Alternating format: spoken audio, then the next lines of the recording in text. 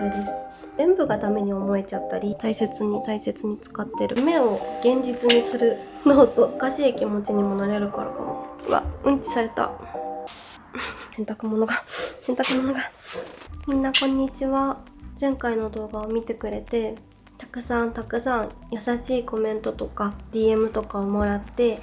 たくさん癒されました。みんなありがとう。その中で私が最後に、みんなも何かあったら連絡してきてねみたいな言ってたんやけど、私の話聞いてほしいですみたいな感じで連絡くれてた子がたくさんいて、その中で初音さんが気分が落ちちゃった時にどうやって立て直してますかとか切り替えてますかっていう質問が結構多かったので、今日はその話をしようかなって思います。私も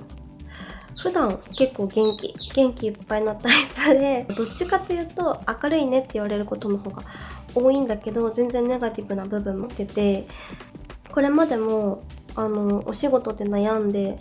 お仕事で私めっちゃ精神やられるタイプで、今はフリーランスになったからだいぶ人との関わりが、お仕事上では減って生きやすいなって思うんだけど、人と仕事をしてると言いたくても言えないことが多かったりとか、納得できてないのに分かりましたって言っちゃうとかで、結構自分を追い詰めちゃうタイプだし、痩せ我慢しちゃうタイプだから、大丈夫って思い込まなきゃって結構苦しんじゃうタイプで、これまでも心療内科に通ったこともあるし、心が病んでしまうことが結構仕事でねあるタイプだったので、社会人になるまではめっちゃポジティブだったの。めっちゃポジティブ人間って自分では思ってたの。もう何もかも明るく前向きに捉えられるタイプだって思ってたんだけど、社会人になってそういう風に、心が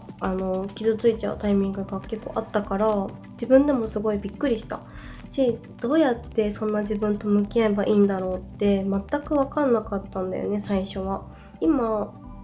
もう社会人になって4年目かな。だからなんとなく自分が落ち込んだ時にどうやってまたこの山を越えるのかみたいな、落ちた時にどうやって立て直すのかっていうことを結構いろいろ考えてきたから、何かみんなにシェアできるんじゃないかなって思ってます。そんな私がおすすめするのが、まずね、最近出会ってすごく良かったなって思った本があって、これです。小原晩さんのこれが生活なのかしらんっていう本。これを読んで実践しようと思って試したことがあるんだけど、小原晩さんっていう方は1996年生まれ、私の2つ上の女性です。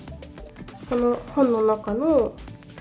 一つで行きたくなるセットっていうタイトルの章があって、ちょっと読むね。時々すごくやる気がなくなる、そういう時は行きたくなるセットを試してみるっていう書き出しなんだけど、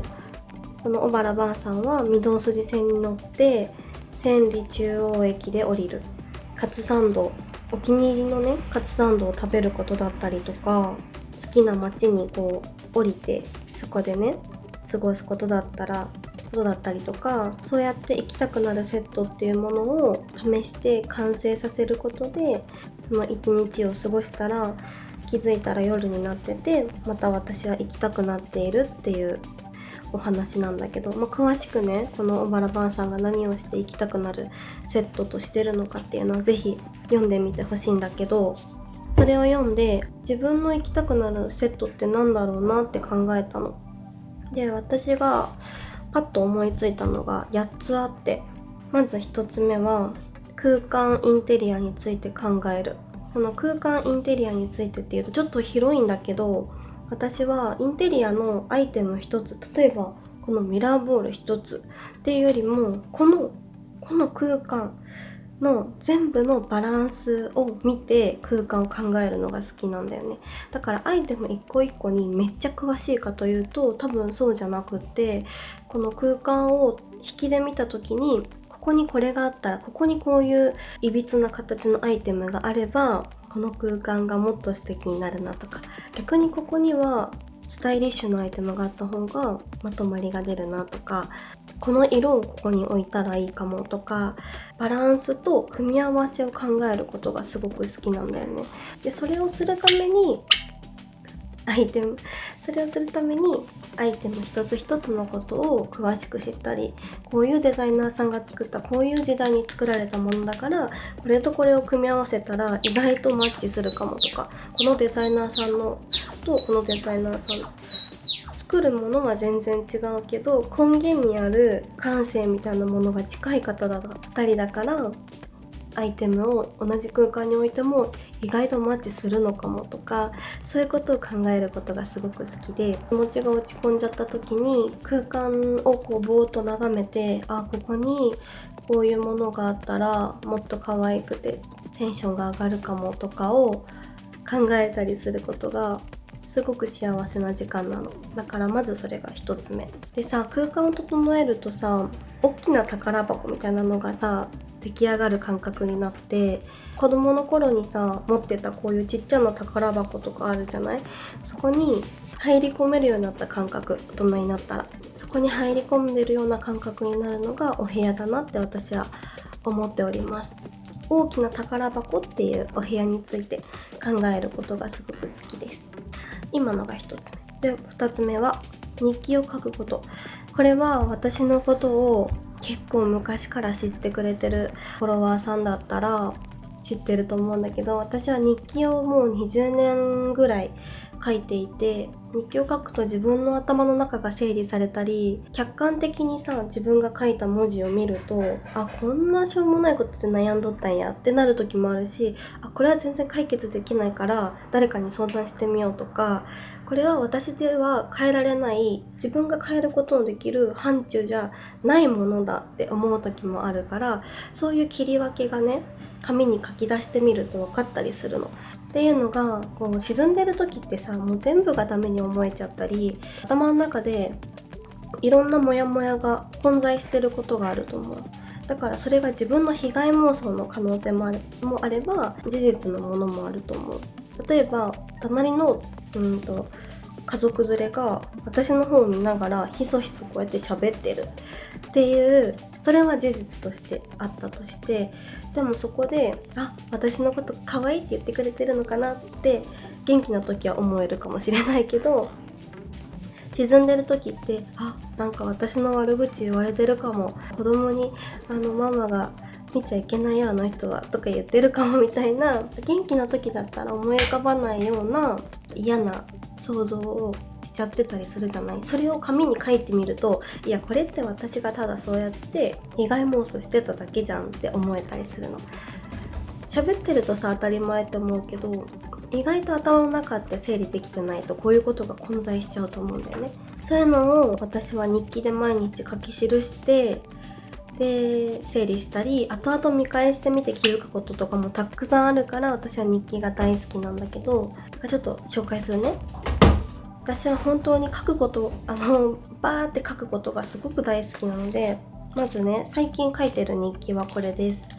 前にもちょっと動画で紹介したかもだけど、朝とコーヒーと日記帳っていう日記帳で、これまでまっさらなノートに書くことが多かったんだけど、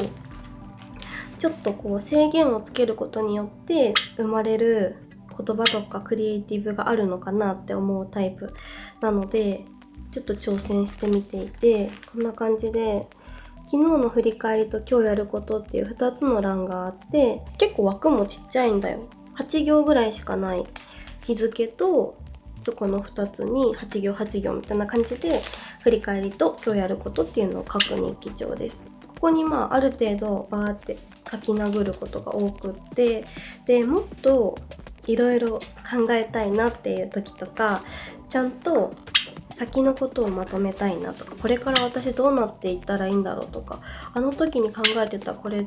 過去のこれって何とつながってるんだろうとかを結構思考を巡らせたい時は、夢を現実にするノートっていうのを書いてます。これは私が日記をね配送する断片日記っていう活動をしてるんだけど、その活動の内容は何月何日っていう日付をもらって、その日の日記を書き写して配送するっていうサービスをしてるんだけど、その中で夢を現実にするノートっていうのの内容は載せてないです。なぜならあまりにも本音すぎるから。誰にも見せられないような私の中のなんかずるい部分とか、理想の自分はこうありたいみたいなのが削ぎ落とされた。なんて言ったらいいんだろう。私の嫌な側面とかもめっちゃ書いてるし、こういう環境が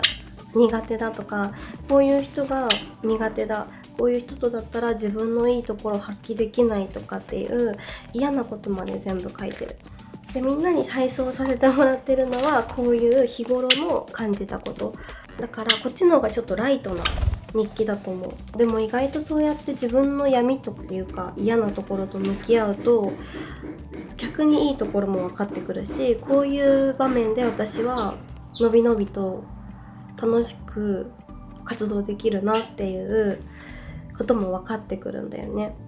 ちょっと真似してノートを作りたいっていう方もいたので、トピックだけ紹介すると、私がねよくまとめることは、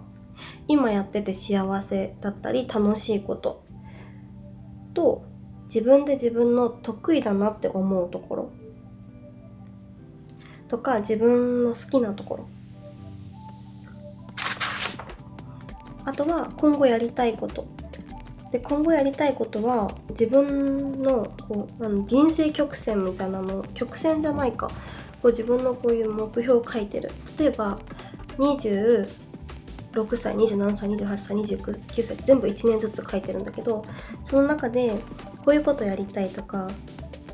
50歳の時にはもうこうなってたいんだとか、このタイミングでこういう人に出会いたいとか、こういう仕事をしたい、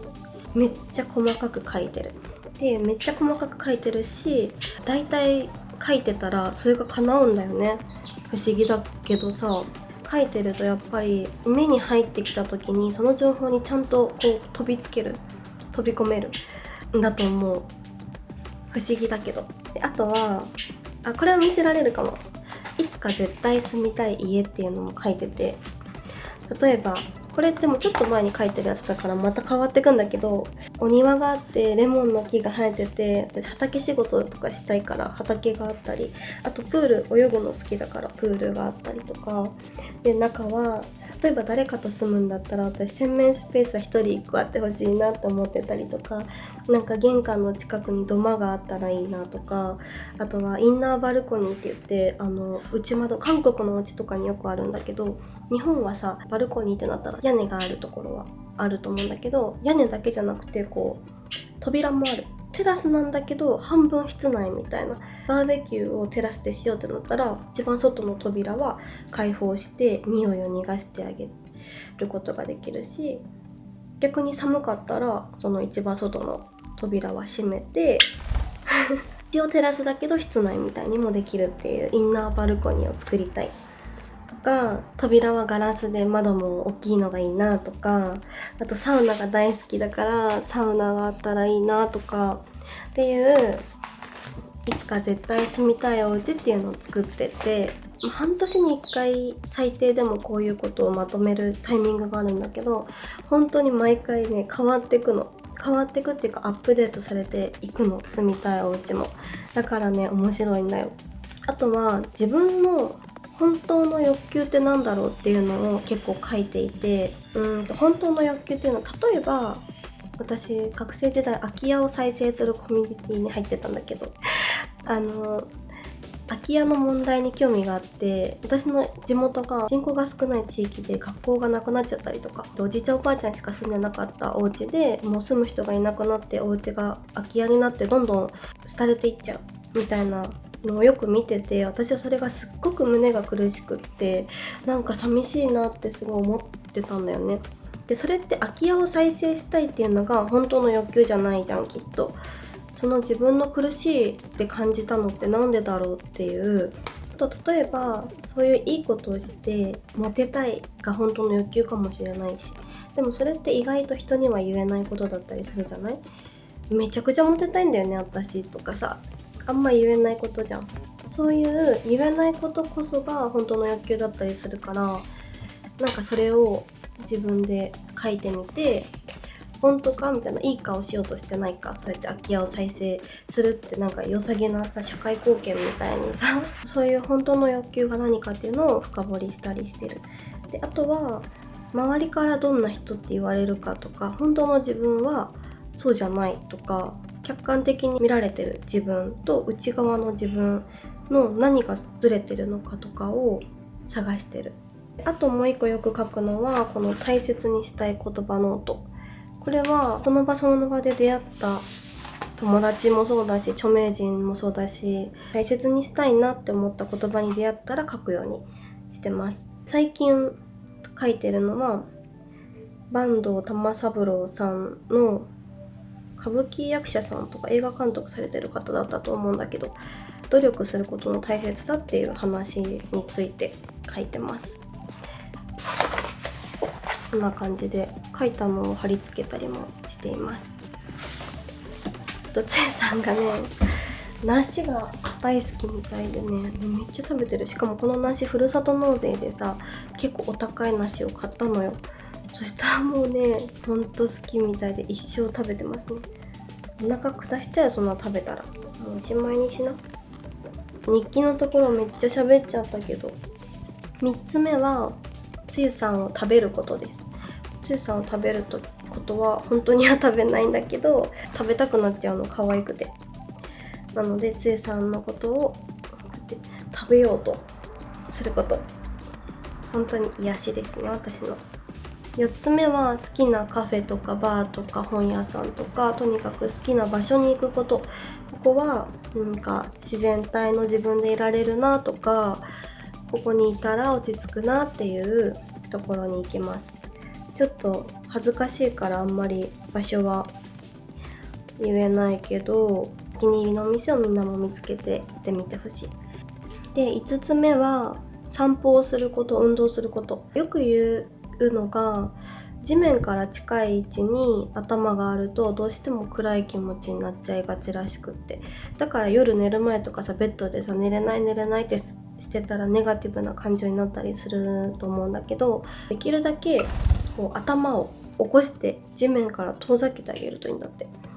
何かの研究で移動をたくさんしてる人とお家にずっと同じ場所にずっと、あと私は知らない景色を見るのがすごく好きだから、ここってどんな街なんだろうとか、こんな綺麗なお花咲いてるんだとか、そういうのを見るの、発見するのも好きだから、お散歩に行ったり体を動かすっていうのが2つ入ってます。で、あとは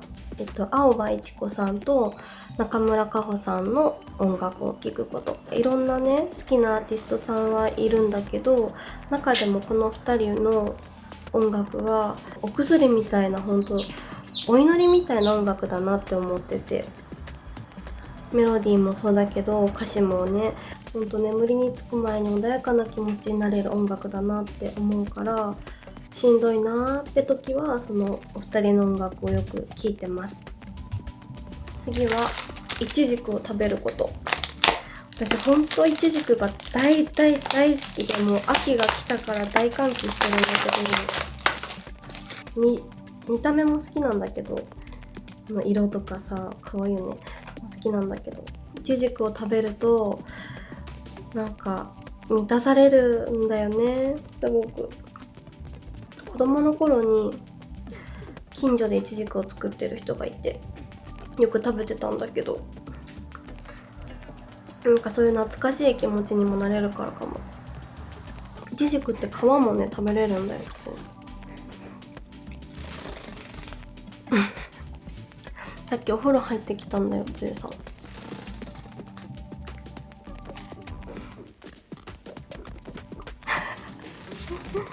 8つ目はちょっと一緒に移動しよう。私の大好きな洗濯物がこれなんだけど、こ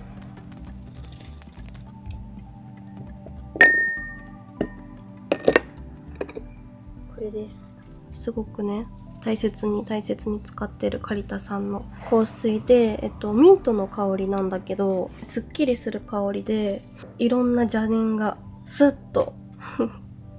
なくなって、ミントなんだけど少し甘さもあるからすごい優しい気持ちになれる香水です。あと見て、照明がね新しくなったんだよ。これちょっとこの辺もまた別の動画で紹介できたらいいなと思ってます。こっちがね和室が寝室になりました。じゃあそんな感じで私が落ち込んだ時に試す行きたくなるセット8つでした。自分がご機嫌になれてもうちょっとだけ生きてみてもいいかなって思えるリストを作っておくと、落ち込んだ時に脳死でそれをやれるので、もしよかったらみんなも作ってみてください。3つとかでもいいと思うし、作ったらコメントでぜひ教えてください。きっとねコメントを見てる人たくさんいると思うから、本当にさ、私の YouTube 見てくれてるファンの方がもうね心がね本当に綺麗だよ本当にね、